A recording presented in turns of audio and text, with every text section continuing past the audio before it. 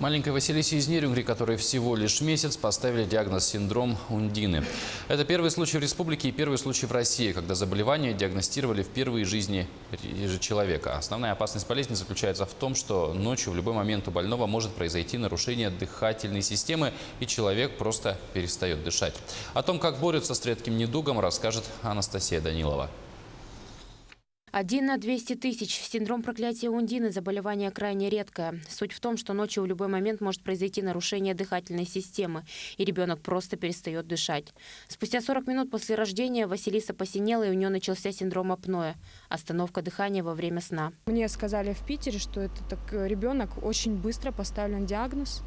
И то есть это очень редко, потому что для нас это 50% успеха, как говорится, потому что действительно такие детки нужно очень рано ставить диагноз, и это проблематично, так как это редкая болезнь гена. Василисе предстоит полет в Санкт-Петербург для дальнейшего лечения. 21 числа их ждут в клинике Алмазова. При транспортировке больного ребенка присутствие врача-реаниматолога и медсестры обязательно. Такое сопровождение обойдется матери в 500 тысяч рублей. А для того, чтобы ребенок мог жить, ей необходим еще и дорогостоящий аппарат для искусственной вентиляции легких. Это просто неподъемная сила, потому что мы узнали об операции. Операция делается за границей, это вживление стимулятора.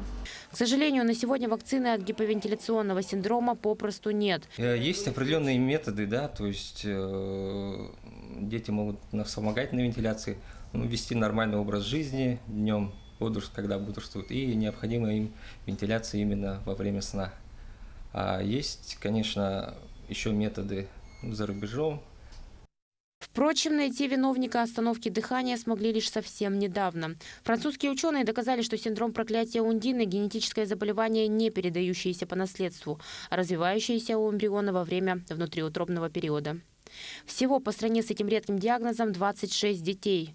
Семьи поддерживают друг друга в социальных сетях, даже создали ассоциацию. Очень сложно, потому что у меня 2 детей, у меня еще здесь старший сын, ему 5 лет, он меня ждет, он очень скучает.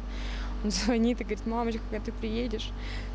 Я понимаю, что, конечно, это такой период, мне его нужно пережить, и я беру себя в руки, потому что у меня выхода нет никакого.